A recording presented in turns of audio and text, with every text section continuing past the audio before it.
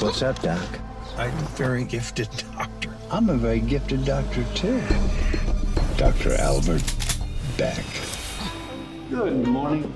I'm Dr. Mason Tanner. I think you're expecting me. You're Mason Tanner? There we go. Everyone is so excited that you've chosen to join our team. Your first patient, Michelle, is already here. What exactly is her disorder? Sexomnia. Wow. Those suffering from sexomnia seek carnal activities while in a deep REM state. You bitch! Are you married? My husband's deceased. Actually, I killed him while I was sleepwalking. What? This is not going to end well. Why don't you shut up? You think you can get rid of me that easily? You're a heart doctor. You should be seen as not pretending to be one. I thought I heard yelling. I was talking to myself. Brilliant minds work in strange ways. Yes, they do. I'm with the patient. That's my niece, Katie. She has sleep issues, too. My condition's a little different than yours, though. When I sleepwalk, I'm highly suggestible. Wakey, wakey. You actually think a beautiful creature like this is going to fall in love with a dinosaur like you? You want to bet? Everyone talks about being normal, but there's no such thing. We're all normal in our own way. Dr. Tanner, this is Leo, my Boyfriend. Sal, you ready to throw in the towel? Not even close. Doc, I gotta ask, have I ever seen you on TV before? No, I just have one of those faces, I guess. Open your eyes. There's something I want you to do for me. Okay. The police are questioning me like I had something to do with it. Will you help me? Of course I will. Something doesn't feel right. She feels there's something inappropriate going on. The bet's over, buddy. Pay up. You don't know me very well. I didn't do this. If you think you're going to get in the way of the love that Katie and I share, you are wrong. You want to be with me? More than anything in the world. Katie, wake up. This isn't you. He doesn't control you, Katie. Katie, wake up. I'll kill you! Wake up right now. You are insane. Well, you know what love can do to a guy, right? Too bad, Hotshot. You were so close.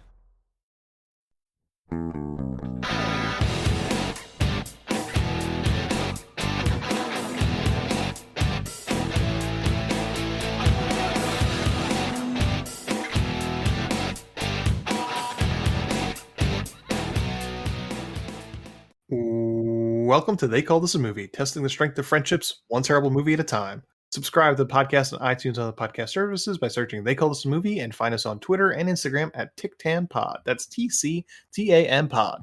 Welcome back to They Call This a Movie. This is Anthony Delvecchio, and with me as always is Dan Aquino and Mark Myers. Say hello, gentlemen. Hello, friends. Hello. Guys, I got all excited. All of the pieces to my Halloween costume came in yesterday. Ooh, so nice. There you go. I am excited and can't wait for October this year. Does it have anything to do with the movie that we watched? I can't wait to see your Nikki Bismarck costume. Oh, yeah. You already know, man. With cigar and everything. Yeah, cigar that has looked like it's never been lit in its life. I had written down in my notes that was a weird choice for that character. I don't know what they were trying to get at. Yeah, we'll have to get into it. But before we get into it, this week, I guess for the last time, really, right? We're doing away with this segment. We're going to talk about what we watched this week. So, gentlemen, what do you watch this week? Dan, let's start with you. I watched a ton of stuff. This past Sunday was basically just nothing but horror movies all day, from when I woke up to when I went to bed. And I'm not going to mention every single one because I've watched a ton. A couple new movies that I watched. Frozen, not the Disney movie. Frozen from 2010. Centers around 3 skiers who get stranded on a ski lift in the middle of a blizzard and are trying to figure out a way to escape. Very tense. It's on Tubi, if you haven't seen it. I think it's worth a watch. It's not your conventional horror movie. It's more like survival horror in a way. Not bad. Then I watched The Witch, because Anthony and I were talking about it the day before. And that gets better and better each viewing. That's such a good movie. So I watched that. I watched The Witch. I watched House from 1970, the Japanese horror film. Howsu? It is bonkers, dude. Have Yep. you ever seen it? I have. Oh my god. It's not scary. No. It's just off the walls crazy. I watched it on HBO Max, so if you have HBO Max, it has to be worth a watch just for how crazy it is. Yeah, it's like It's like watching an episode of Scooby-Doo while on acid. Ooh, that's the perfect way to describe it. Because all the girls even have like funny monikers. They're like their names are, I don't know if it's their real names. Like the main character is Gorgeous. The other one is like Mac, Melody, Kung Fu is another one. So it's more like what they enjoy doing other than their real names. Yeah, it's like a descriptor of their personalities. Yes. And I was reading letterbox reviews on this movie, and a lot of people kept saying that the director wanted to make this was basically the Japanese answer to Jaws. Okay. And I have no clue where anyone got that from.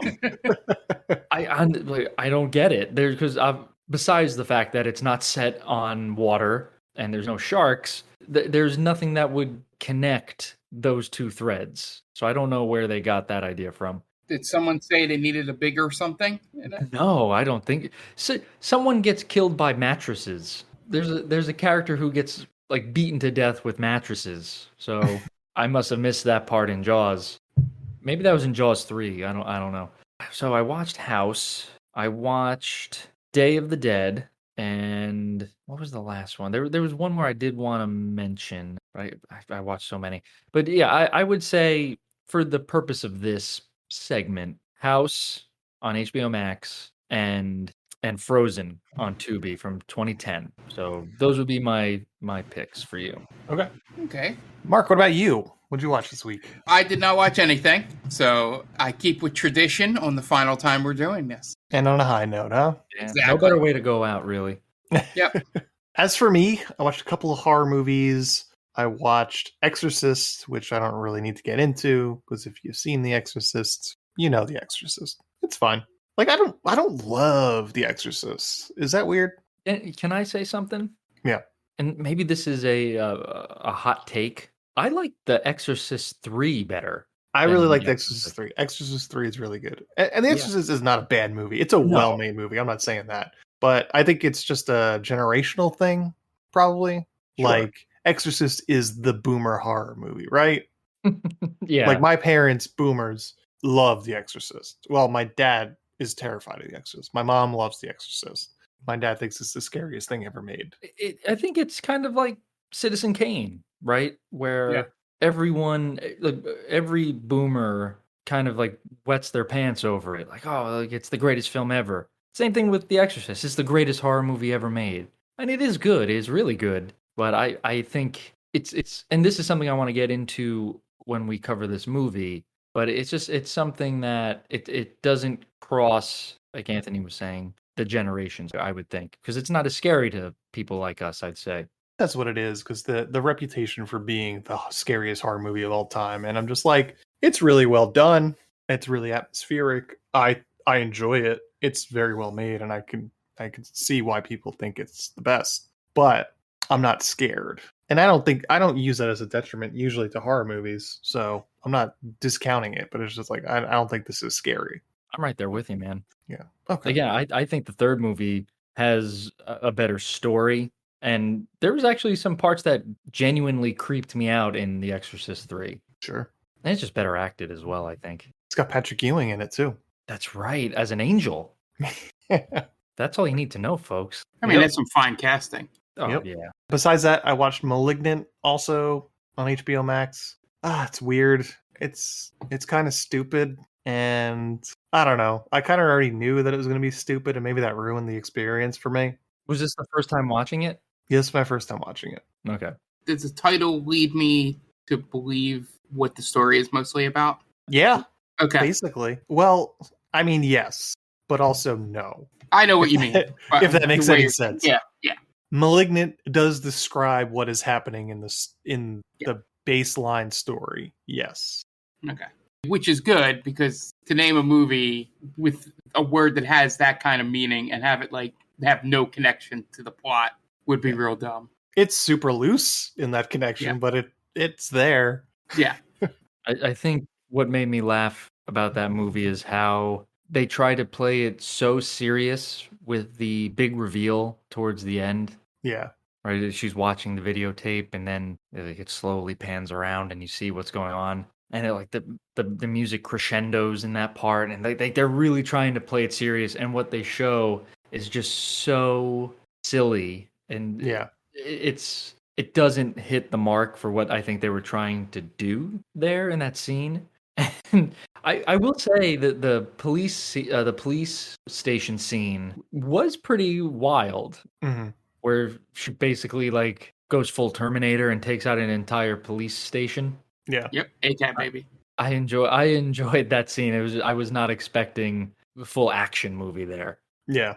Other than that, it's a silly premise. Yeah, it's kind of silly. And the last thing I watched was also kind of silly, but I also kind of loved it because I went to the theaters and I saw Pearl this weekend. And I really enjoyed X, and I wasn't expecting a sequel to X, or a prequel in this case, but I was glad I got it because it was such a good movie. This is the female Joker. That's really what it comes down to. Female Joker. Well, I think that's sad because we got a female Joker, kind of, did we not, in Birds of Prey? Sure. But I mean more like this is the movie Joker with Joaquin Phoenix. Oh, okay, this is the female version of that movie. Gotcha. Because it's, the character arc is very similar. But Mia Goth is fantastic in it. She has a monologue in this movie that is like one continuous shot. They do not cut, and it's riveting, and it's like 6 minutes long. Whoa. Yeah. And it lands. It completely enraptures you just watching her perform this. And yeah, it's a incredible performance by her throughout the entire movie. Besides that scene alone, like she's excellent in it. Does this make you excited to see Maxine? Before I saw Pearl, I was, shut up and take my money for Maxine already. Yeah. And that comes out next year, right? Yeah. Okay. Weird cinematic universes, all about it. Yeah, absolutely. Like grimy. Yeah, X is super grimy. And this one plays like, so it's sort of like a mix between The Wizard of Oz and Whatever Happened to Baby Jane. Interesting. Is like a weird mashup with also murders. So yeah, I highly suggest it if you're a fan of X. If you like weird shit, this is pretty weird, but it's also great. You've piqued my interest with the whole Wizard of Oz thing, because I was not expecting that to join the conversation. Yeah. Because now my mind is racing. Like, does she go somewhere, or is she just like fantasizing things? I'm in. Mm-hmm. Also, one of the best last shots in a movie I've seen in a long time. I heard that from a coworker. The ending is pretty unsettling, he said. Yeah, it was good. Is it better than freeze frame Duran McBee? Yeah. Okay. Yes, because it's got I don't fine. Just yes. I'll go see it. Yeah. I really enjoyed it. It's definitely my top 5 for this year so far. And so is X. X was up there too. But we don't get to watch movies for free usually. So if you want to send us to movies to watch movies, we'll do that, and we'll talk about them on this podcast. Well, actually, not anymore because we're getting rid of the segment. So, but you could still send us to movies for free. That's fine. And I'll be sure to say that I was planning on watching it before the podcast. Yep, Mark will do that. Yeah, he'll say, I was really thinking about it. And you would get the satisfaction of knowing that you made us happy. So everybody wins. Absolutely. But that's all I watched this week, I'm pretty sure. So we're going to take a quick break, and you guys are going to listen to some ads so we can pay those bills, and we will be right back. And welcome back. Now it's time to get into this week's movie, and this week was my pick. So I decided to go back to the well, do a movie that we have covered, or a series that we've covered already. And it just so happened to fall on the 200th episode, or 200th movie that we've covered, because there are a couple of episodes that I don't count. But yes, so we decided to go back to our good friend, Eric Roberts, reprising his role as Dr. Albert Beck. And we watched Stalked by My Doctor, A Sleepwalker's Nightmare. Hell yeah, we did. Gentlemen, where are you coming from with Stalked by My Doctor, A Sleepwalker's Nightmare? Dan. Oh, supposedly I love these movies. I don't recall that, but I believe you, Ant, when you've told me that I enjoy these. If you listen to the podcast, you'd know. Right. Right. So maybe everyone else would know that better. Like people are screaming, he does love him. This one, and I'm not saying this to be a jerk or anything like that. I did not like this movie. I will say that there are interesting aspects of it, but there's too many twists and turns in this movie for something that should be very simple, like the other Stalked by My Doctors, in my opinion. But I did learn a few medical practices watching this movie because I was curious about sexomnia, and I learned that sexomnia could be cured with a CPAP machine. So they don't use that in this movie. I was hoping we would see that. And Maybe if Dr. Beck was licensed to practice this sort of medicine, he would have known that. Well, I mean, Yeah. he did get his degree from Wikipedia. he does choose like, oh, as you know, sexomnia is when you get aroused in REM sleep. He did exactly what I would do in this situation. Do that, and then when they're like, she asked about the things they're putting on the head, just look over at the assistant and go, let me What are see if you? you know this. Right. You know. Listen, man, no bullshit. I went to the doctor's for a checkup, and I was talking to the doctor, and I was telling her, what was ailing me, this, that, and the other thing, and she was Googling everything. So that it must be true that they're just like, okay, well, what is this? What is this? All right, cool. So I guess that they did their research in the Stalked by My Doctor series. This is what doctors actually do. And the last thing I learned is, so Dr. Beck takes the role or the identity of another doctor, Dr. Tanner. Mm-hmm. And Tanner is a medical term where doctors track the sexual maturity of a young person. So I don't know if that is they're tying it in some way. I wouldn't be surprised with everything else that this movie does with wordplay. Yeah, it seems as if it can't be a coincidence, right? I guess there's maybe the niece is sexually mature for her age. I don't know. But I just thought that was interesting. Other than that, do places still do electroshock therapy? Is that a thing still? I think that was creative license on that, because that is the least funded medical prison ever. It's like, it looks like Alcatraz. Yeah, like they basically sent these people to Guantanamo Bay, essentially.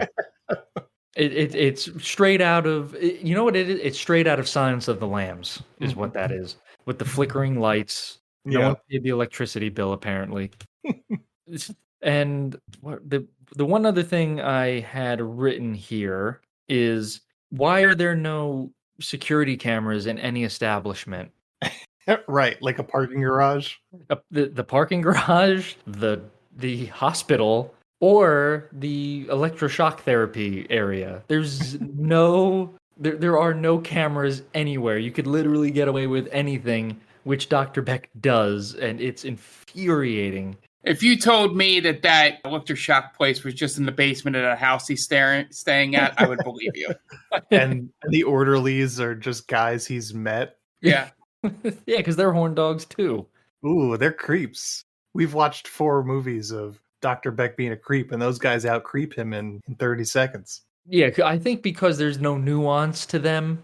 Like Yeah. Dr. Beck has a little bit of charisma, some nuance, and he plays the long con. These guys are just like get in, get out. They got shit to do, I guess. Yeah, I think there was just a lot of flaw, and I know it's a Stalked by My Doctor movie, but I have to judge it in its, in what it's trying to do. And to me, there was a lot of loopholes, inaccuracies, and I can't forgive it for that. Like the other ones, apparently I can't forgive. But did you enjoy yourself? Is the answer no?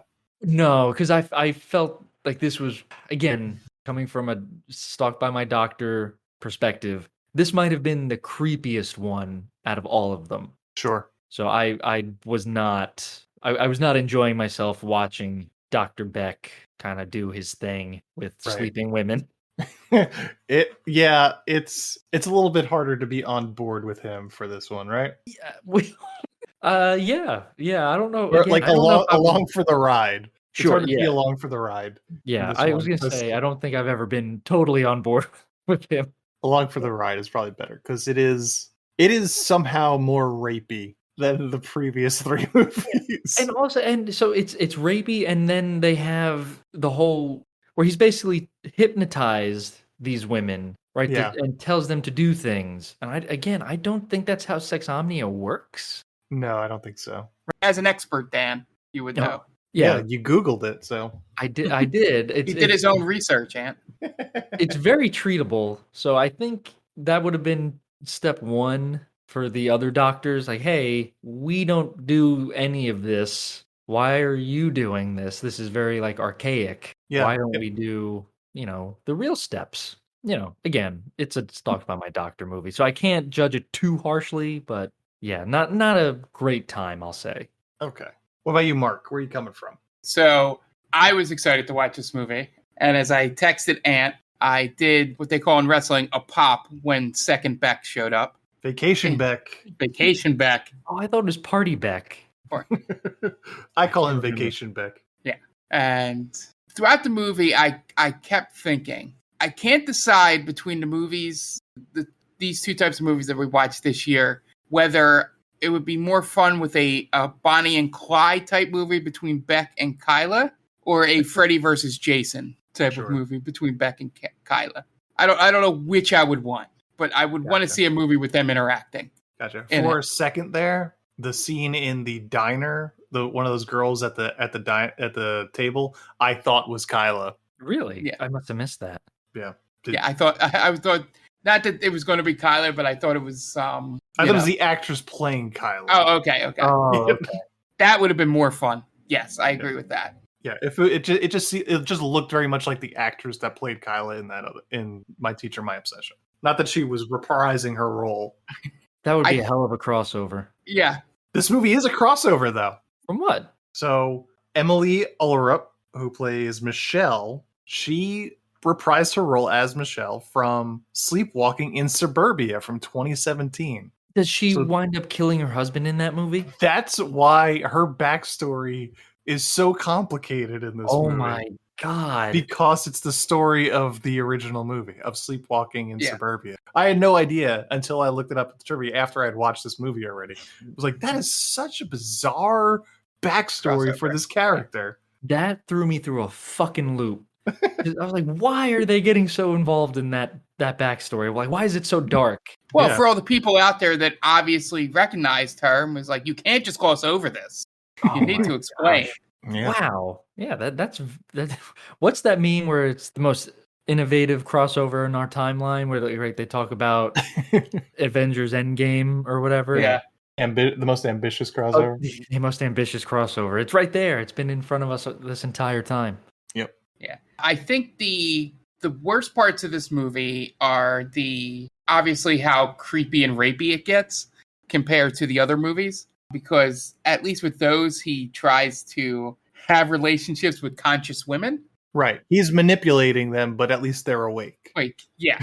It's a very low bar, but it's a bar that this one kind of doesn't reach. Yeah, it doesn't get there. And I really enjoyed more so the schemes he was putting together to kill people more than the actual stalking parts. Okay. Like the whole setup of setting up Michelle for the one doctor's murder, where he starts taking photos of her selfies. I felt like Eric Roberts was a little more drunk on this set, and it made his acting a little more incoherent than usual, which is saying a lot. Mm-hmm. I think that's why I enjoyed it less, because I think he was better as vacation Beck in this than actual Beck, if that makes sense. But I did love the new addition of the third person in his head, which may have had the best reveal of his name of all time, and I literally laughed out loud when they show off I forget, there's a term for it, but rearranging letters to make a phrase out of something else. An anagram. Anagram, that's it. Yeah, like Jeremy's iron. Exactly. That's what I had written down. Yeah. So I enjoyed that part. I think that was the best addition. I think I can do a lot of suspension of disbelief, especially in these movies and in most movies. But the whole fact that nobody knew what this other doctor looked like and he wrote a book. Yeah. I couldn't really get past that part. They're big fans of his. Thank you. Dr. Newman, the first doctor that Beck meets, talks about how she's covered, like, followed Dr. Tanner's whole career. Yep. How do you not know who this guy looks like? Right. You haven't seen him speak at any sort of engagement ever. Oh, yeah. So, right, that's what I'm talking about. There's a lot of discrepancies. And like he got the job through a phone interview. It's 2019. Come on. There's no Skype. I know it was before Zoom took off, but come on, there was Skype back then. This is pre-COVID, man. People just trusted each other all willy-nilly. Oh, you're a doctor? Come on in. Don't worry about it. We don't need to see each other. I'm sure you're fine. And not that we needed this in this movie, but maybe I was looking away at something at some point. Did they ever explain how he didn't get caught with the ID part when he first goes to the hospital? Did he did they say he falsified the guy's ID? I think he faked the ID, yeah. Okay. They show it close up enough that you could see that it's his picture. It's Eric Roberts in the photo. So I'm assuming he just took his time to I just didn't know if they showed it or not. Like doing the little tweezers in a photo. No, they didn't. I thought I missed. Okay, good. I'm glad I didn't miss that. Yeah, I think, Mark, and you touched on this prior, the one thing I like about these movies, and I will admit, I find the Dr. Beck character to be more interesting, or at least I'm more interested in this character than, say, like Michael Myers now, or another Jason movie, because it's the same thing with those movies, right? It's the maniac is on the loose killing people. At least with Dr. Beck, this is something that could really happen, where you're stalked by some sociopath, and they're pretending to be someone that they're not, and like you put your trust in this person, and then they do it and hypnotize you to try to blow them, essentially. So that could really happen. Fight a nickel. Exactly, right? I mean, every time you turn on the TV, there's another one. Doctor forces or hypnotizes patient to blow him. From what we've seen, the formula is the same, but the circumstances are different for each movie. Sure. Right? With Friday the 13th, it's always teenagers at Camp Crystal Lake. With Halloween, it's always Haddonfield, Michael Myers terrorizing Haddonfield. So there's nothing different there. This gives us something different, at least. Yeah, sure. It goes, the second one was pretty straightforward. He tries to marry the mom to get to the daughter. The third one is where he's trying to get to his student, but then his old victim is now terrorizing him. And now this one is sexsomnia, where he's pretending to be someone that he isn't, and he's got an aunt and a niece. Yeah. I loved how, and this is what I'm talking about, where sometimes this was a twist that I was not expecting, where Dr. Beck kind of falls for Michelle at first, right? He's like, all right, well, yeah. And they even make a joke about it. Party Beck makes a joke like, oh, this one can drive and blah, blah, blah. She's old enough. But then the niece comes into it. And I'm like, why? Why did we have to put the niece here? Why could it just not have been straight up Michelle? But then obviously as it goes on, it makes a little bit more sense. But I was just not expecting them to throw in a younger girl here. Yeah, I think it's probably just in Eric Roberts' contract. I get why he would do a lot of these movies now. The first scene of him is him daydreaming about making out with these two like smoking hot girls in the diner. Right. And I'm like, I get it. All right. So unless he specifically asks for that, he probably gets the script like, hey, I haven't made out with any hot young women yet. What's going on here? I'm at page 30. He's got to rewrite. Right. Calls the director up. This is bullshit. Yeah. As for me, I probably liked this more than Dan sounds like, but it does cross that creepy line. And obviously the whole series is called Stalked by My Doctor, so we buy into the fact that Dr. Beck is a creep, and we're along for the ride because Eric Roberts is charismatic in this role. He's not charismatic enough to lead a big Hollywood movie, but he's fine in this. But yeah, here the idea of these women being asleep is just a little bit further past the, I'm along for the ride. It's like, ooh, now I want to get off this ride at this point. Yeah. He still does a fun job in this, giving the worst material, but I would have liked it more if there's no niece and it's just him with Michelle and all of like almost like a Roadrunner Wile E. Coyote sort of thing. He's doing this sleep study, and like her first sleep study, like it gets broken up by Pamela with his plans, and then like I want to just see him try and top that with another plan, and then you're just getting screwed up some way, almost a more slapsticky sort of thing to try and make the sheer atrocious behavior a little bit more palatable. I think. Yeah. Something like that. I agree. I think I got that feeling as well, because he keeps like opening the door, close the door. Yeah, open the door. exactly. So yeah, I do think that they were trying to ease the tension there, or like make you not feel as creeped out, I guess. Yeah. I love this movie just assumes that everybody's a robot when they sleepwalk. Yeah. Like the way they walk. Like in the first scene when she gets out of bed, she like sits up like the Undertaker. Yeah, and I don't know how many, I can't imagine how many takes they would have gone through when she's banging on the glass with both fists. Oh man. Rhythmically. Boom, boom, boom, boom, boom, boom, boom. And Pamela, Dr. Newman, is flabbergasted by this. Like I've never seen this before. Like, what are you talking about? This is all you've seen. Should be all you've seen is people acting weird during sleep cycles. Yeah. That's the whole point. There seems to be no plan other than observing when it comes to these sleep studies. Yeah. Like there doesn't seem to be any attempts to stop this, or they're just like hooking them up to these probes and just like, yep, well, it's gonna happen. And then the next morning we're just like, obviously most of this is run by Dr. Beck, so he doesn't know what the fuck he's doing anyway, but it's like there's no plan after the sleep study. It's like, oh well, this happened, so this is how we're going to try and curtail this behavior. None of it happens. Nope. Just so we're just gonna do it again tonight. You're gonna come back, you're gonna sleep in, we're gonna watch you do crazy shit, and then the next morning it's gonna be more of the same. We have no plan for you. Yeah, you would think the other two doctors in this hospital at some point, unless if this takes place over like 2 days, would have been like, wait, he's not like giving any diagnosis.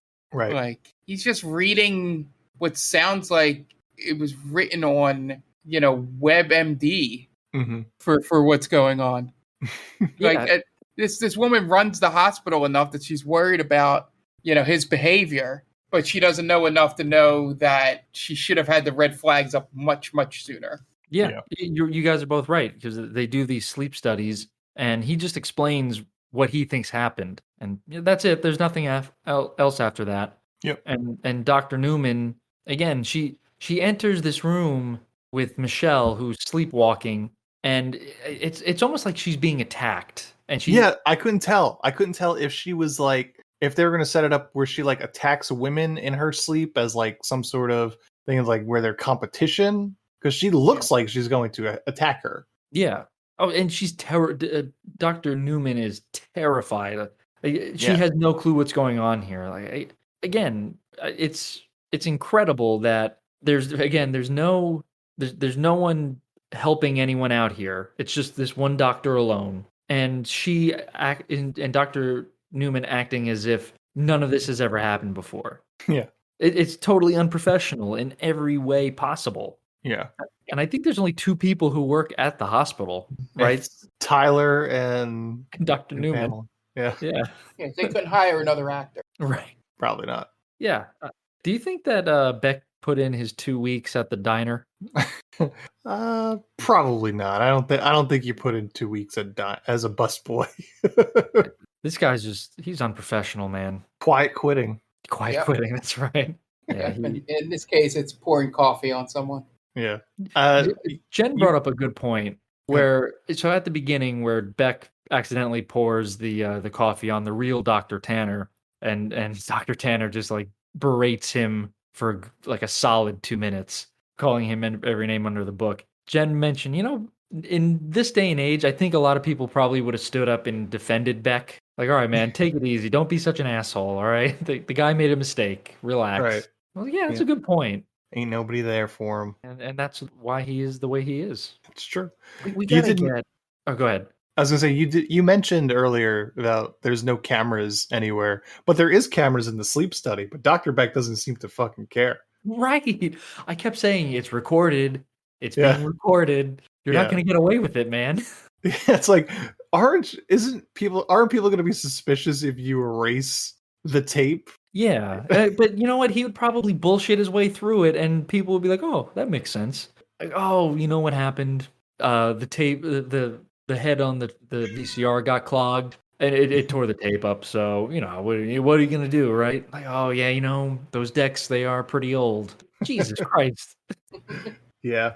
I think No more susceptible to that kind of charisma than the cop, right? Oh, I was just about to say, for a man who's constantly on the run from the police, he's always putting himself in a position where the police are attracted to him. Yep.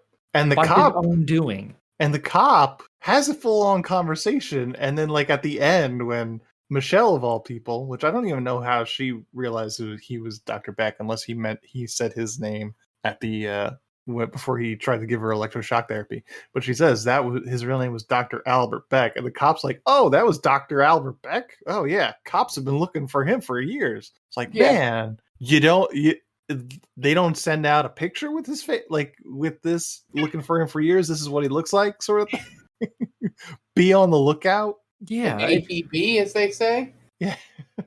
All points bulletin. Just look for him. And I also don't think, because at the beginning where Beck gets rid of the real Dr. Tanner, he mentions his name as if everyone knows about him. Mm-hmm. And I don't know if every doctor knows every doctor, right? Yeah. I was like, oh my God, you're Dr. Beck? I don't think that's how doctors work. There's thousands of doctors in the country. They all don't know each other. It's not some, cabal where everybody... It's not like the Stonecutters, right? Where everyone gets together and they all know each other. I would imagine... I was hoping when he was like, yeah, by the way, it's Dr. Beck. I'm like, who? And then he just dies. Yeah, I think he's propping himself up as to be like this infamous serial killer, but that would also mean, like, why doesn't anybody know what you look like? Right. Yeah, he's able to blend in incredibly easy for a very unique looking person. Yeah, he's not the Zodiac. There are witnesses to all his previous crimes. It's true. Yeah, a lot of people are left alive. Yeah. So now, okay. I'm sorry. It's hard to. I couldn't remember the timeline and the locations for these movies. So I know in this one he's in New Mexico, right? Yes. Okay. So where does he start off in Colorado? I don't know. I don't remember where the first one is. It might be L.A. Okay. Or maybe this. So I believe the third movie, The Patient's Revenge. He's teaching at Southeast Arizona University or something like that. Okay. Yeah, something like that. So he's never really that far from where his last situation occurred. Yeah, or maybe was the second one in like the Pacific Northwest? I don't remember. I feel like that might have been Seattle. Well, like he's where they can get filming locations. Right. I guess that makes sense. But in terms of, in kayfabe, when you're on the run for, murder and assault, you think you'd want to run further than a few hundred miles away and hide, right? You'd probably want to, at least get to the other coast of the country or try to make it. Right. Well, he was supposedly spent time in Mexico between the previous movie and this one. I do remember that scene, right? It opens up with him and this other woman. Is he married to her, or is he dating her in in Mexico? No. So he flees to Mexico after the events of the last one. Okay. Of Patient's Revenge. Because that's what he says. But also at the beginning of the second one, he's on a beach somewhere trying to hit on a woman. Oh, yeah. He saves them, right? Yeah. Yeah, that's Patient's Revenge, right? That's right. Yeah. No, that's The Return. Oh, okay. One of them Yeah. drowns, and he gives CPR to them, to the younger girl, Yeah. and he falls in love with her. hmm I do Yeah, remember that. but I think he goes back to Mexico after the events of Patient's Revenge, because when Vacation Beck comes back in this one, he says, I thought I left you in Mexico. Oh, that's right. Yes. Okay. So yeah, I was just trying to kind of gauge where he was through all of these movies, and it never seems like he's too far. No. Well, I guess he's just trying to keep one foot pointed towards the border. Yeah, but he never listens to Party Beck. Nope. He should listen to Party Beck. Yeah, absolutely. Yeah, he's the most sane one. Yeah. He got And that- yeah, not to say that we're rooting for him at all, but he got greedy in this one. That's really what it comes down to. Yeah. I think that happens to him more often than not in these movies. Yeah. Like he had a creepy thing going with Michelle. He could have just rode that wave. Right. But no, just needs that younger woman. And still Michelle's like still 20 years younger than him. It's a true cross to bear, a true burden right there. I thought what was going to happen was he was going to try to swing a threesome with Denise and Michelle. Yeah, he had no interest. He's like, no, not incest. Yeah. Not into that. That's where he draws the line. Draw the line. He drops her, Michelle, he drops her so quickly. It's hilarious because he's trying to set up all of these, these moments where he can get her alone. And then he sees the niece and he's like, oh, no, I'm not going to be here tonight, but he's going to take care of you. Don't worry about it. Like, man, he dropped you like a bad habit, Michelle. Do you think Beck has a age cutoff limit like Leonardo DiCaprio? Probably. Yeah. 21, probably. That's probably the cutoff. Yeah. So, Stalked by My Doctor, A Sleepwalker's Nightmare from 2019 was directed by Jeff Hare, director of Flying Virus, Psycho-in-Law, Nanny Killer, Kidnapped to the Island, Twisted Twin, Who is Killing the Cheerleaders, and Just What the Doctor Ordered, the next sequel in the Stalked by My Doctor series. And he's from Philadelphia. Hell yeah, go Birds.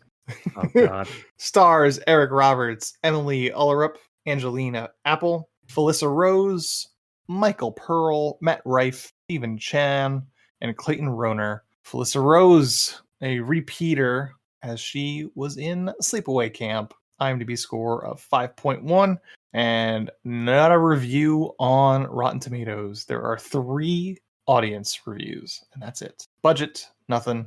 Box office, nothing. But it was released on July 13th of 2019. Can I say one more thing before we get into it? Sure. I hated the Nikki character. I thought that was probably the worst thing they could have done in this movie. Nikki Bismar? Yeah. Oh, man. Hated it so much.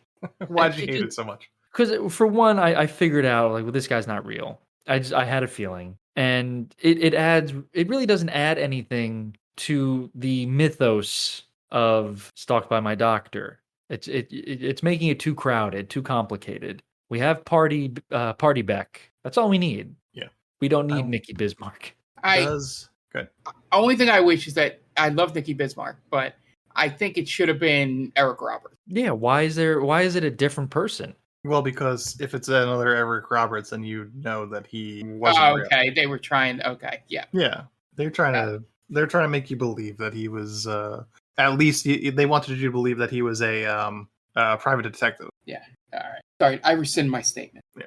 I don't. It sucked. I hated it. Trying to see if Nikki Bismar shows up in the 5th one. Does not look like it.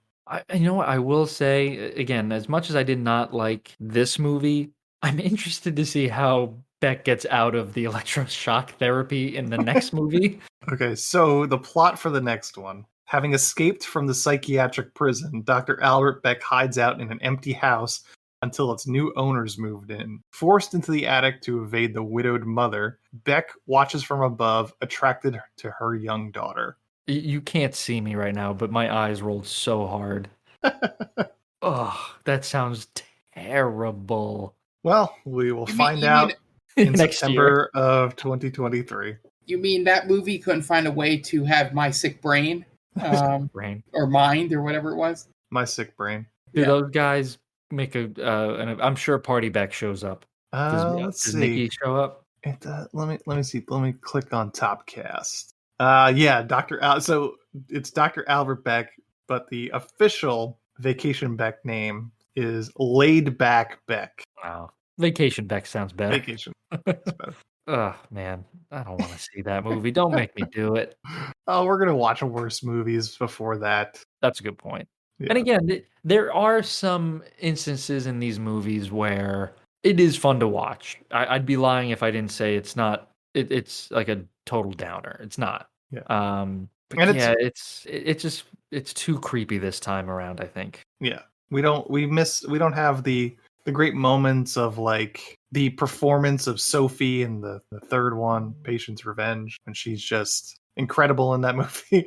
And we don't have the hilarious ladder death from the second one, Patient's the I Return. remember that.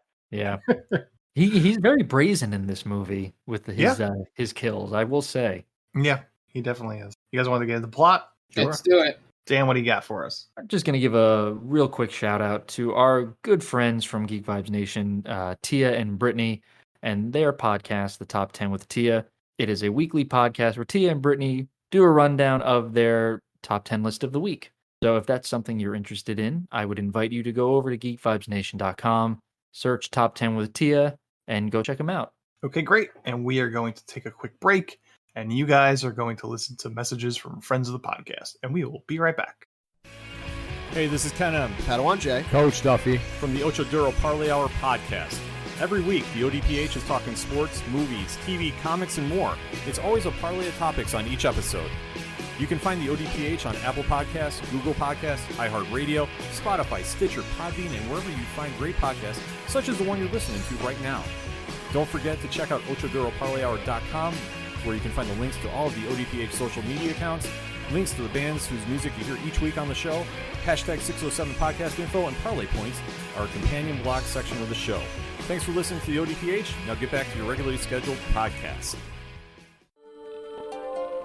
Welcome, travelers. Seems like you're looking for a story. Well, I got one for you. It involves adventure, friendship, and all sorts of... Earl, why don't you tell him about that time I stole that big-ass melon? Yeah, I was going for more... Or you epic. could tell him about the time I kicked her ass, Earl. I wouldn't ever tell them. Do I need to get my ref gear on? Okay, everyone, shut up. Now come with me as I tell you a story from afar. Hey everybody, my name's David. I'm the DM for From Afar Podcast. From Afar Podcast is all about four friends separated by distance but brought together by adventure. Hope you all stop by and give us a listen. Thanks. And welcome back. Now it's time to get into the plot for Stalked by My Doctor, A Sleepwalker's Nightmare. We open on our main character Michelle sleeping in her bed by herself when suddenly she opens her eyes and gets out of bed as if she were a robot. Just got activated. She then walks out of her house wearing only a nightgown and winds up crashing a wedding that's going on nearby. Not sure if she decided to go to bed at 7 p.m. or the wedding is still going strong at 2 a.m., but she then walks up to the groom and interrupts the first dance by planting a big old kiss on him, which then ruins the wedding. That's my kind of wedding. 2 a.m. Yeah, like they're just doing the first dance and Michelle is out like a light, full REM sleep. It's not even like she runs like the early morning shift. She's got like a stupid 9-to-5 job. Yeah. The next day, Michelle watches a video of her ruining someone else's wedding on YouTube and then gets a call from her boss to let her know that she's been pulled off of her account after the client saw the video. He tells her to go get some help and her job will be waiting for her when she gets back. Goddamn cancel culture. Right. We then cut to a Greasy Spoon diner where Dr. Albert Beck is pretending to be a busboy by the name of Carl. He gets called over to a table by a couple of attractive young women who ask him about his sausage special and then just start rubbing up against him. And of course, he's imagining these girls wanting anything to do with him, and in reality, he's spilling coffee all over the guy in the table next to them, who happens to be a doctor starting a new job by the looks of the onboarding package he is reading at his table. Beck tries to help him clean up, but the guy is so mad that he pushes him away, insulting him for being an old busboy. So Beck goes outside to get some air and gets an idea after he sees a car that must be the doctor's car, given the license plate holder mentions the school of medicine that he was from. So later, when the doctor is driving, Beck pops up out of the back seat, which he must have been waiting in there for all day, because it's now night and the incident at the diner happened during breakfast. Yeah, I was thinking, didn't someone ask where's the busboy? Maybe they're just like, well, good riddance. And why was the doctor at the diner all day? He's all day. He just had to read that welcome package. You think he tipped well? Probably not. No. Nah, he doesn't seem like the type. No. He got coffee spilled on him. Why would he tip well? Well, it's the busboy, not the waiter. Well, I feel like they might split tips. Yeah, that's a good point. If he suffers, everyone suffers, right? Yeah. So Beck holds a syringe to the doctor's neck and then tells him to pull over, then starts asking the doctor about himself, how did he get the job, the interview process, if he has a wife, all that kind of stuff. And it turns out that this doctor conveniently doesn't have a family, doesn't use social media, and he's driving to a new job in which no one knows what he looks like. So Beck injects the doctor with the syringe and assumes his identity as Dr. Mason Tanner. He goes to Tanner's new job and introduces himself as the doctor at the front desk, and the attendee behind the desk looks at him weirdly and gets on the phone. Beck gets nervous and tries to slink away, but then a security guard comes through the door coming towards him. The guard tells him to stop and identifies him as Dr. Beck, not Mason Tanner. So Beck throws his bag at him and runs away, ducking into an office. When he turns around, he realizes he's been imagining everything, and he walks right into a welcoming party for him. They did a pretty good job of like these imagining scenes up until a certain point, you know, and then you can go, oh, okay. Yeah. You know. They always become a little obviously unbelievable. The party is being led by Felissa Rose from Sleepaway Camp as an other doctor named Pamela. She's a big fan of his, even though she has no idea what the real Dr. Tanner looks like. And he gets a piece of cake and she ushers him right to his first patient. And it's Michelle, who has been diagnosed with sexomnia. He opens the door to the office and meets Michelle, and he's immediately smitten. He introduces himself as Dr. Tanner, then tells her they should take a tour of the facility, as it's both of their first day at the facility. They wind up in the room where the sleep study room happens, and he sits down with her and his computer, which he has so he could look up exactly what sexomnia is, and he asks her about her condition, and she says that it started after she had a miscarriage. And then she talks about how she killed her husband in self-defense after he killed a man that took advantage of her condition and then tried to frame Michelle for the murder, which is the plot of Sleepwalking in Suburbia. And that's why it's so complicated. Yeah. Before knowing that, and before they finished the full story, I was hoping it was one of those things that she had sex with him too much and that's why he died. That would have been good. Been awesome. Yeah. I fucked him to death. And after the trial of which she was exonerated, she decided to move to New Mexico to start fresh. I do love the fact that this is a crossover movie. It does add an extra, it adds an extra level to this movie for sure. Yeah, I love a good crossover. I do wish the crossover was My Teacher, My Obsession. I think that's a gold mine. Yeah. Well, you know what to do, man. Get on the Twitter machine. Get that going. Yeah, we got an in with the writer. It's true. Yeah. Yes. So Kyla winds up meeting Dr. Beck, and she falls in love with him, and then he falls in love with her, but comes on too strong, and he's freaked the fuck out. So right? That's pretty much like the Bride of Chucky, essentially, right? She scares him straight, almost he realizes he's in over his head. Like, oh man, like this broad she's too much even for me. Yeah. So he has to figure out a way to get rid of her now. Mm-hmm. That'd be good. Mm-hmm. If you're listening to this and you have $2 million and maybe the rights to the Dr. Beck character, let us know. We will pitch you this movie. And he tells Michelle that they need to get her into the sleep program immediately, and they're going to take really good care of her.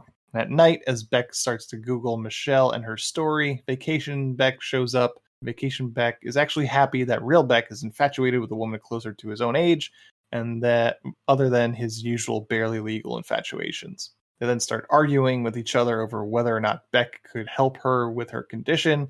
And it's so loud that Pamela can hear him, and she comes in to see what the commotion is. He says he's talking to himself, which is his process, and she shrugs it off and leaves.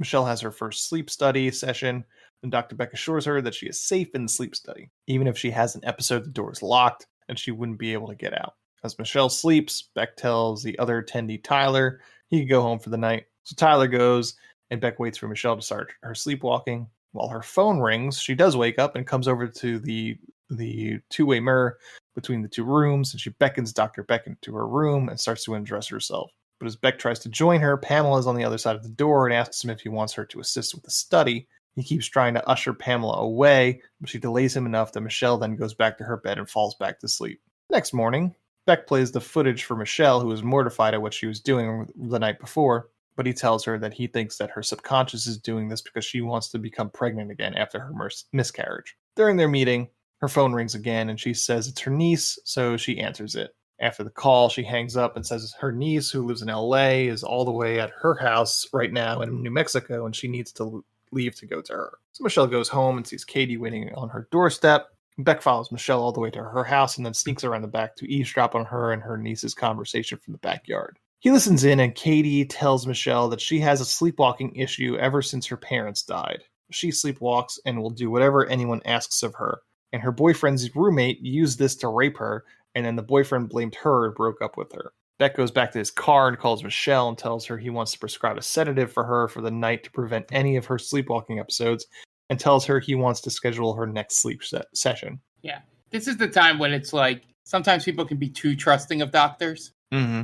Like, she doesn't push for an explanation. It's just like, here, take this pill. Trust me, it'll work. Sure. But at the same time, I wouldn't think that someone's going to sneak into my house when I've taken a pill just so they could take advantage of my sleepwalking niece. I wasn't saying that your mind would go to that step is the next step. Like, oh, if this guy prescribes me something weird, he's going to come in and want to have sex with my niece. So, I don't brain if I had a nickel. There. If I had a nickel. You guys got to keep your head on a swivel, man. You never know. Yeah, Doctors man. these days. My idea was it was a little less more tame than that.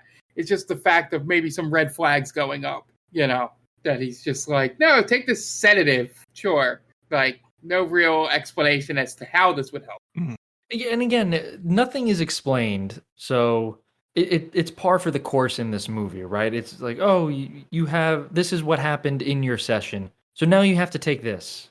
Okay. No explanation of what it is, what it does, how it's supposed to help. It's just, do this, or we have to continue to do that.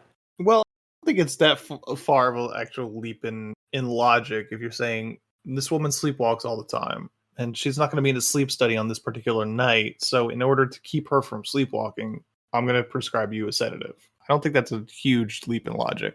Yeah, no, that does make sense. It doesn't explain how this helps. No, I just think it's I think it's a bandage until she gets into the next sleep session. Now, why they're not doing anything in between these sleep sessions, because the sleep sessions they're strictly observational purposes from what I could tell. There's not a solve ever. But again, Dr. Beck is not a sleep therapist or whatever, right? Sleep psychologist. I don't know what kind of doctor this is, but he's a neurologist sort of. He's a heart surgeon. Yeah. Well, he's a heart he's like a heart guy, he says. Yeah. I guess that's the first one was he fell in love with a heart surgery patient. Yes. That's what he tells Dr. Tanner, right? Yeah. I'm the heart surgeon. Yeah. So, yeah. At night he's good at making it sound like he knows what he's talking about. Yeah. He's a bullshit artist. He deals in bullshit. Yeah, he's very good at it. Yeah.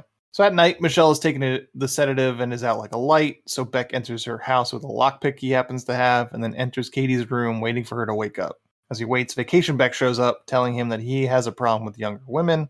Then Katie wakes up, and Beck tells her to get out of bed and tell him she loves him, and she obliges.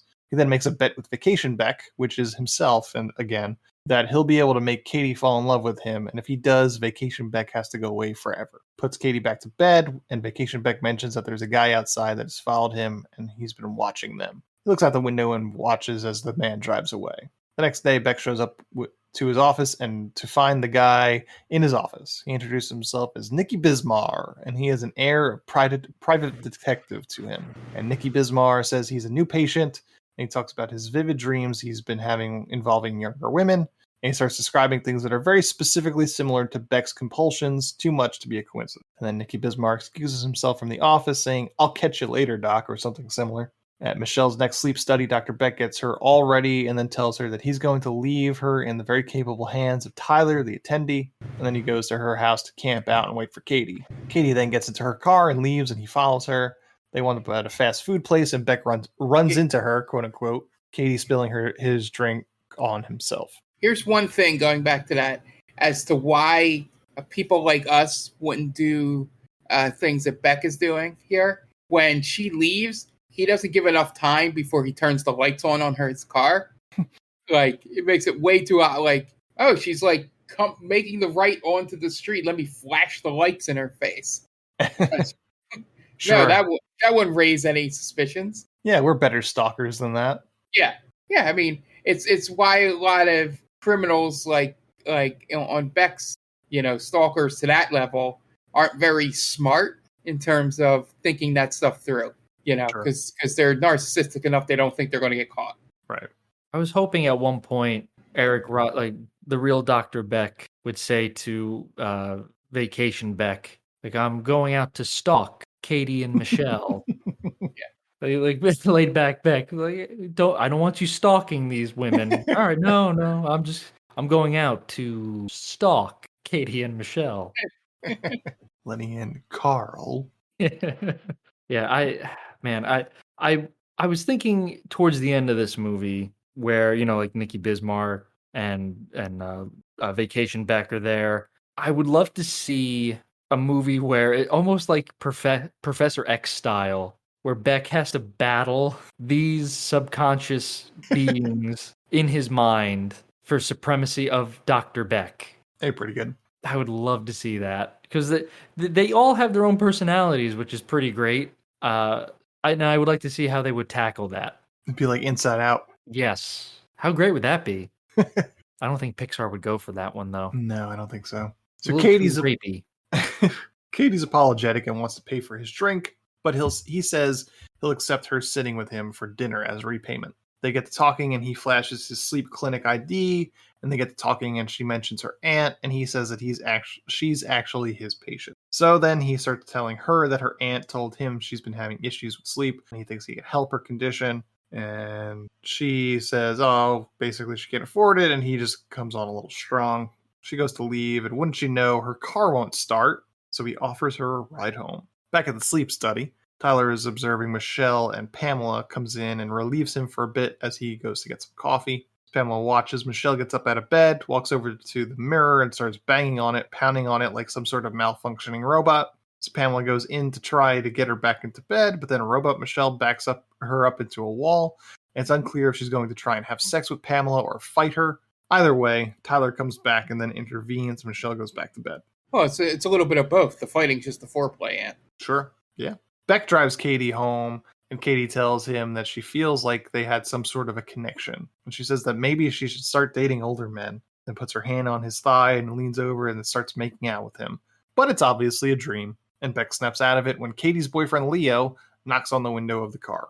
Katie gets out of the car and Leo says that he was sorry for how he reacted, that he loves her. No mention of whether or not he beat up the roommate that raped his girlfriend, but, sunrise, sunset.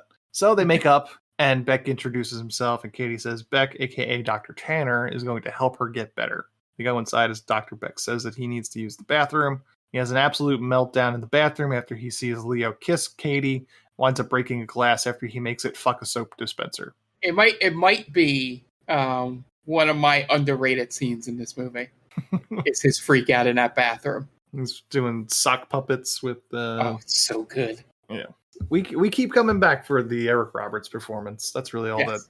that's really what's bringing us back to this. At Michelle's next session, Beck shows Michelle the video of her attacking Pamela, and he says that they should get her into more therapy. That's really his only plan, is just continue to do this. He also mentions that he met Katie yesterday, and Michelle finds that weird. But speak of the devil, Katie's in the lobby with Leo, and Leo questions whether or not Dr. Tanner, quote unquote, has ever been on television before.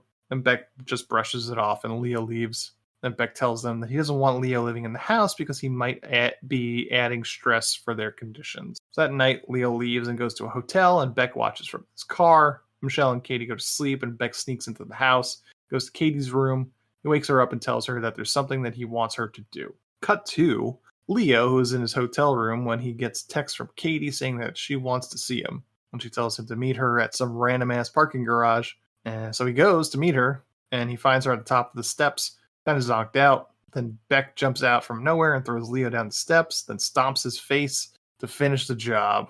Question for you guys. Yep. Would you ever be so horny that you would meet a girl in a random parking lot. Yeah, it's like it would have made more like I know this is all set up, but like he has a hotel room. Yeah. Just come here. Right. I think that would be the best way to do it. The I parking feel lot like makes no sense. Why would Yeah. Katie go to the parking lot? Well, go ahead, Ann. I was gonna say like he's going to a parking garage for the explicit reason to fuck. And that's a weird place to do that. Exactly. That's not what you want to do. Especially when you know that your girlfriend has had these issues, you're really gonna be like, oh fuck that. I'm gonna go get some at this random parking lot. I know what she's going through. Yeah, it's a good story to take back to the bros. That's the reason he's doing it. Well, he doesn't come across as that kind of guy. At least when we see him, right? He doesn't seem like a bro. He seems like he actually cares about what's going on with her. Yes and no. Because the whole reason why she comes to New Mexico is because he was a real dick about everything. Yeah, that's right. He kicks her out, but then I guess he comes to his senses in a way. Yeah. So yeah, yes and no. But I don't think, especially after hearing what the doctor, quote unquote, has to say about it, and he even agrees, like, yeah, I think that's a good idea. I'll see you tomorrow.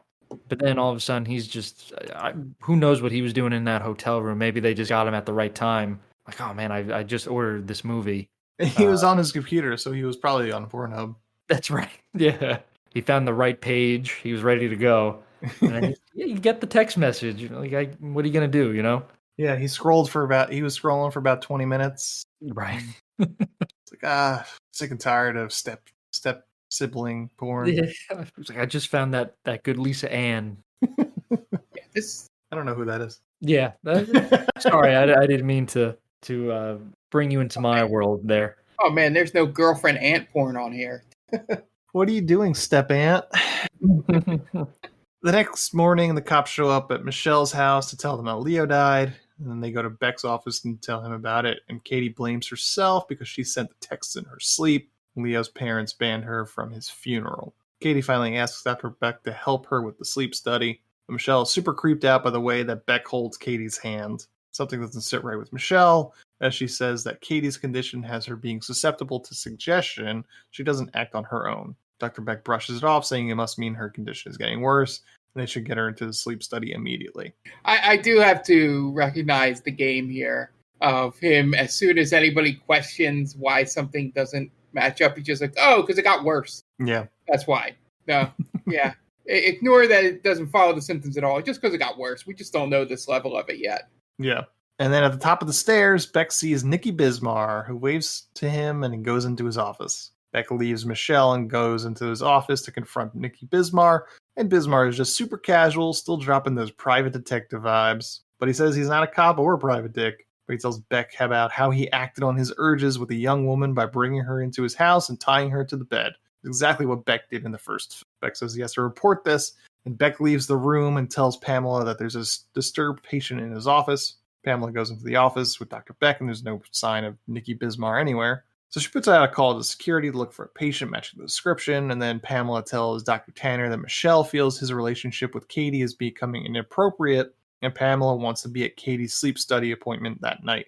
Beck says that it could interfere with his study, but she insists, and he gets annoyed and leaves. So Pamela then starts doing some research into Dr. Beck. She calls his old hospital and talks to another doctor there. She tells him that they're trying to throw a surprise party for Dr. Tanner and wants some photos of him. The doctor from the other hospital says that Dr. Tanner doesn't have social media because a former patient stalked him and tried to kill him, shot him in the left arm. But the doctor says he'll look in to see if he has any pictures of Dr. Tanner. Yeah, this either happened over a short amount of time or nobody that Dr. Tanner used to work with keeps in touch with him. Right, yeah. It's a lot of suspension of disbelief to get us to believe that Dr. Tanner could disappear without anybody knowing, realizing, or looking for him. But at Katie's sleep study, Michelle is there to watch Katie study with Dr. Beck, and Pamela comes in. She talks with Dr. Beck and subtly grabs his left arm to test his pain, which he does not react to. Pamela then gets a phone call and excuses herself. It's the doctor from the other hospital who says he sent a picture of the real Dr. Tanner to her work email. Beck excuses himself from the observation room to get Michelle coffee and eavesdrop on Pamela's phone call. When he overhears her call, he grabs a knife from the kitchen and stabs her in the back while she's opening up a photo from her email. that is not the Dr. Beck, is the real Dr. Tanner. And then for good measure, he just announces to her that he's Dr. Albert Beck before she dies. Is that like his calling card before he kills people now? Yeah, I think so. As he whispers in their ear, I'm Dr. Beck. Yeah. It doesn't work because they're dead now. Yeah. Yep. It's like he's trying to be James Bond. Yeah. But it works for James Bond because he tells living people that. So they remember, oh shit, that's James Bond. Yeah. So wants them to leave this mortal coil knowing who killed them. Yeah. So I kind of thought he was gonna pin it on the disturbed patient that came to his room, Nikki Bismarck. Mm-hmm. Because they say, oh, the door was left open, was propped open, and he goes out of his way to say, oh, don't bring the cops. So I thought he was gonna pin it on this crazy person who snuck back in essentially and murdered Dr. Pamela. Yeah, I think. Go ahead. I was going to say, if it wasn't obvious at this point, this would be the time where you're like, oh, if he's not blaming that weird guy, then there has to be like some kind of subconscious reason, or at least that's what I started thinking. I was like, he's either not real or he's like a figment, like another imaginary person, Right. that Beck talks to. Well, he also pins it on Michelle because Michelle's starting to get creeped out by That's true. his relationship with Katie. So he's killing two birds with one stone, no pun intended. That Pamela's starting to get wise to him, so he's going to kill her. But then Michelle is also being like, I don't really like the way you're interacting with my niece. I'm uncomfortable with this. So he's like, well, these are two people that are getting in my way for what I really want. Some college-age ass. So, Nikki Bismarck is just an annoyance at this point. Yeah. So Dan, I going back to your point, I want to see a Bond movie where James Bond's walking down the street and someone just shows across the street, oh shit, that's James Bond. No way. like a callback from another a henchman that he ran into from another movie. Or some guy's like bike he stole in a previous movie. Right. Yeah, I think that'd be hilarious. We need more people to just like yell out the protagonist's name in movies. Beck then heads back to the kitchen and makes Michelle a coffee with a sleeping pill in it. The old Bill Cosby. Then gives it to her. Well, what does he say? He's pouring the coffee. There's like some milk, a little sugar, and then like a night pill. And then a little nighty-night. Oh, man. God, Eric Roberts when he wasn't drunk in this movie is great. He might have been drunk at that point. Yeah. Before long, Michelle's asleep in the office and Beck makes his way into Katie's sleep study room. Wakes her up and tells her that he wants to be with her forever. He just needs to do one last thing. And he tells her to make out with him, and they do. He tells her to go back to sleep. Gross. That's what I have written down here. Gross. Yeah, I wonder if the actress reconsidered some things this day. Got some hazard pay that day. It's like, I really want to. I probably have to do this for my whole career. I think it's one of those that's things. Bleak. I definitely think it's an area where you're a young actor. You're gonna have to. This sounds kind of rude, but you're gonna have to kind of shovel some shit at the beginning. You know what I mean? Yeah, my point was meaning that she would always be matched up with older men. Oh, and needing to kiss older men, and she's like, "Well, I guess it's going to be the rest of the career." Okay. Oh God, I hope not. I mean, for a guy his age, she's not a bad-looking dude, so she could do a lot worse. I don't know about that, man. I think he's almost 70. Okay, well, he has the hair. He's got like the silver fox thing going, but every other part of him looks way older than 70, in my opinion. I don't think so. I think he looks his age. And I don't want to go in on him. Obviously, we're not here to do that. I'm sure he's a nice guy. I'm just saying in this aspect. You're saying he looks older than 70. Yes. Interesting.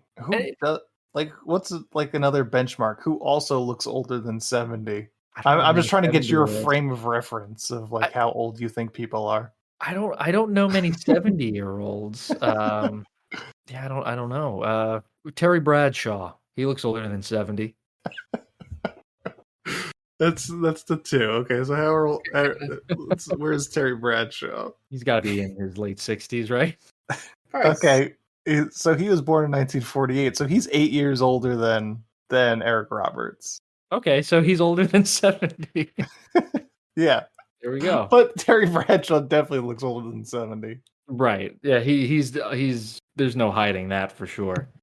Yeah, I think what boggles my mind is with Eric Roberts is this guy, he's kind of a chameleon where he's been in a lot of good movies, or he's been in some good movies, like big blockbuster movies, and then he's got like 50 schlock movies in post-production or in pre-production. So this guy, he can do it all. Yeah. Someone's got to pay your bills, and he might be on set for 1 or 2 days in those big, like The Dark Knight. He's not in very long, so that check is not going to be very particularly big. And I'm kind of nervous to even like talk about him in these kind of movies, because what if it's almost like a Bruce Willis situation? You know what I mean? Like he's just doing this so he can take care of his family. Yeah, I don't think he's in a similar situation. I don't really know what his family is like. Obviously his daughter is Emma, but I don't really know. And he seems like it's not like he's Bruce Willis in the health department. He seems like he's cognizant of what's going on. But yeah, I don't know. Like, again, these are, like we always talk about every time we watch one of these movies, they're quick. They're probably like pretty easy to make in terms of what you're being asked to do. It's probably a very short schedule, make a good amount of money for your, a month of shooting. Yeah. You're off to the next one. Do you think people have fun on these shoots? Like the Stalked by My Doctor, essentially. Do you think people are having fun on them? I think a lot of these Lifetime movies are like shot and produced, and the crews are all like the same. You go from one shoot to the next, and it's usually they're shot in Canada, so they're probably working with the same crews over and over again. I don't think this one is, but yeah, I think you're working probably with the same people over and over again, so they develop those sorts of relationships for those kinds of movies. I'm sure this was a different director, so maybe this isn't the same. But the first 3 movies were directed by the same director, so I'm sure he worked with a lot of the same people. Okay, yeah, that makes sense then. Yeah. I would hope that they have fun, or else, like, what's the point of making these movies, Yeah. I mean, outside of getting a check, like you said. Yeah, I mean, not everybody's going to be able to get those $50 million. Like, obviously, there's tiers, right? There's blockbusters, which are 150 to 200 and $300 million movies for the Russos, the Christopher Nolans in the world, and there's a dozen of them that get those kinds of budgets, and then there's a slightly bigger tier that get 50 to $100 million budgets, and then so not everybody can be those people. So these people are making movies. Maybe that's not the movies that they were ever planning to make, but they're in show business. They're in the Hollywood machine, and they're getting to do what they like. Yeah, following a dream of sorts, right? It's a modest little dream. I like it. And I would be ecstatic, and I think I speak for you guys as well, if we or one of us were in this type of movie, even for just a little bit, because it's interesting. Like, how many people could say they were in a Stalked by My Doctor movie? Yeah.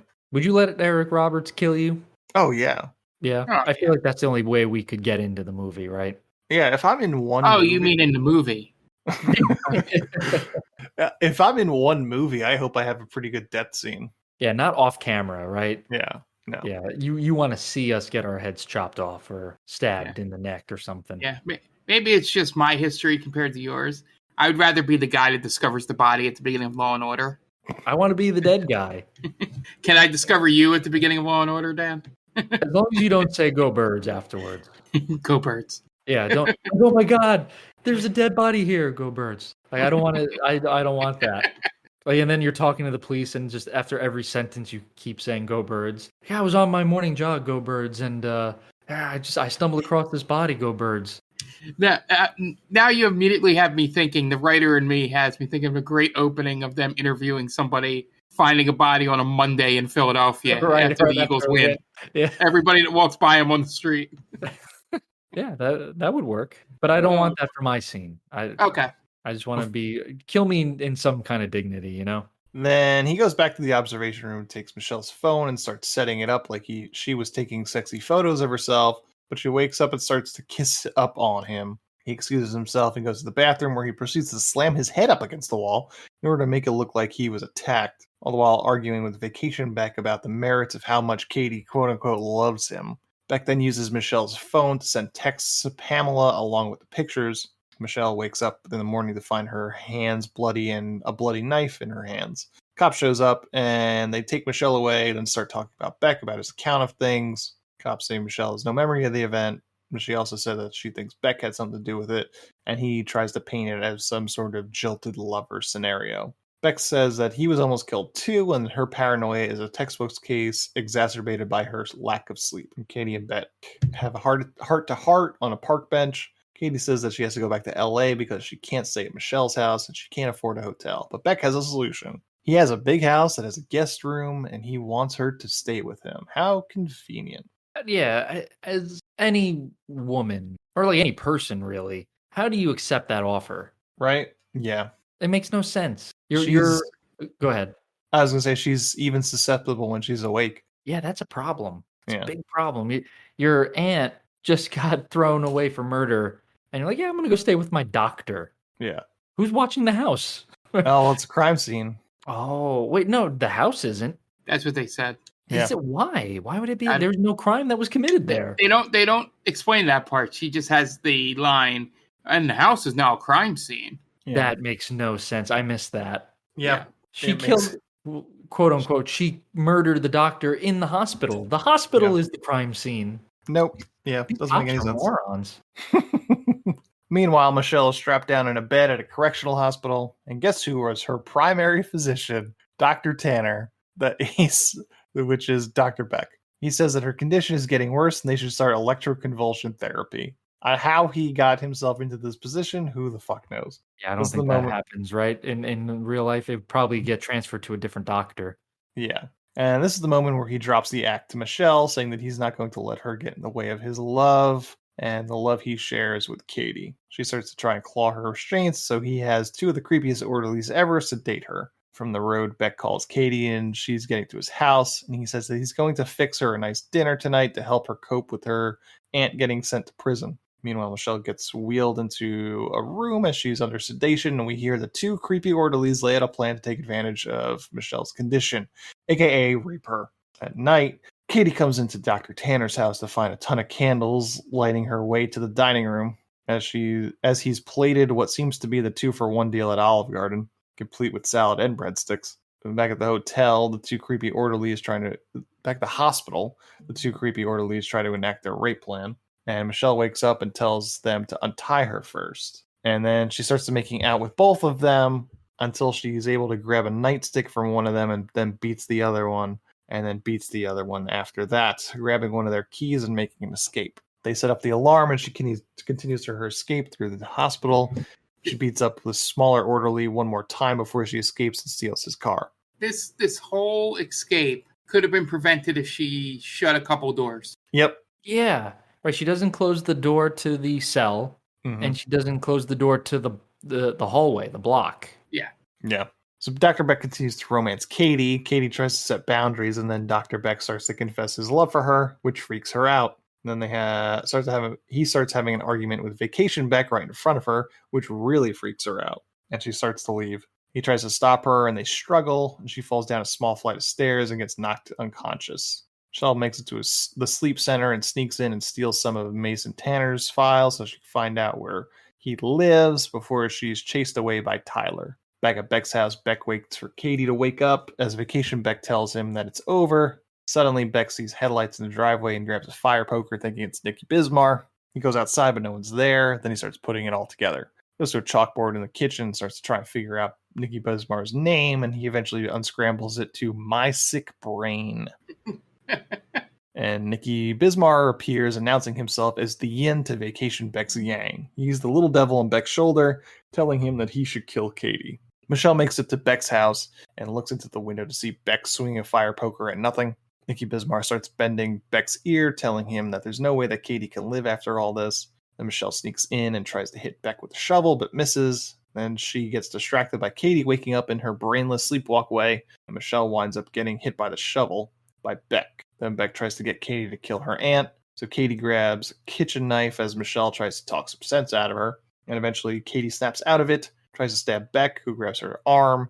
Then Michelle grabs a shovel and knocks Beck out. Cops show up and take Beck away, screaming that he'll wait for Katie. Michelle then says that he was really Dr. Albert Beck, and the cop is like, oh yeah, he's a wanted criminal, and then just walks away. As if this isn't the same guy that interviewed him at Pamela's murder about 20 minutes ago. Then he makes a crack about the two women needing therapy after this. And then we cut to Dr. Beck about to get electroshock therapy performed by those two creepy orderlies as Nikki Bismarck and Vacation Beck look on. And that is the end of Stalked by My Doctor, A Sleepwalker's Nightmare. Little more rapey than the other few. I guess that's something. I guess that's really because he doesn't plan to rape anybody in the first three movies, to his credit, I suppose. Right? His plan is just to romance them, to make them fall in love with him. Yes. Yeah, he much younger women, but I think they're all supposed to be of age at the moment, which is, not illegal, but still creepy as fuck. Yeah, he's gaslighting in the other movies, really. Yes. And he does that to an extent here, but he graduates to raping. Yes. Or attempted rape, I should say, right? He doesn't. No, he does, right? He tricks the niece to make out with him. Yeah. So that does count. So yeah, he graduated to rapey. Yeah. Dr. Rape. Yeah. This was a tough one to get through, specifically because of that scene, really. And I don't think, they're like you said, they're not robots when they're asleep. You can't just say, do this. Okay. Say you love me. I love you. I don't think that's how it works. I could be wrong. I mean, so if we're assuming sexomnia is real, which it says it is, it's a rare disorder, but it sounds like bullshit to me. That's the other thing real quick. It's super rare, but two people in the same family have it. Yeah. I feel like that's kind of strange. I think it's actually two different diseases that they have. Oh, I thought it was the same thing. Oh, maybe I missed it. Well, hers is the younger ones is that she will do, while she's sleepwalking, it's like hypnotizing. Anything you say to her, she'll do without much restraint. And the other one just gets horny when she sleepwalks. Well, Michelle does the same thing, I thought, at times. Well, no, only because other people are convincing her to do so. Okay. Yeah. I'm just looking at parasomnia. Yeah, and I like that they did follow the D&D rules for suggestion. Is that it's just a sentence. Is all you can say. Like it's not this can't cause them to hurt themselves, right? Yeah, it's not this big old, like, you can't like explain a whole. You have to do it in sentences. Mm-hmm. Like, do you love me? Yes. Kiss me. Yeah, I was shocked by how little sex there is in this movie. There's none. But I thought that there would be at least the allusion to some sex that was going on. Maybe not with Dr. Beck, but with somebody. Right. So she should have just threw that wedding guy on top of the table and straddled him. And that would have been pretty cool. Yeah. So episode 200, Stalked by My Doctor. I think we kind of went too far on this one, except for in terms of the Stalked by My Doctor series. I think there's no coming back from the attempted rape. How do you feel about that?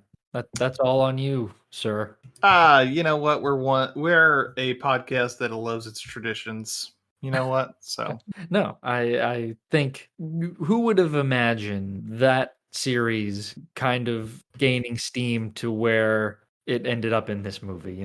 Yeah. I mean, look, the plot synopsis talked about sexomnia. How are we not going to watch it? Right.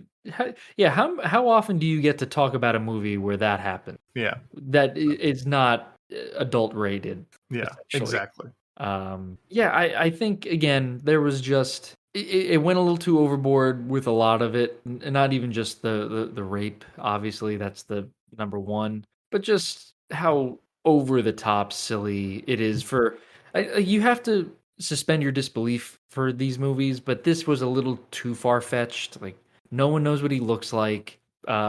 No one can see what he's doing at any time. He's able to miraculously bullshit everybody. And it's a little too unreal at times, I think.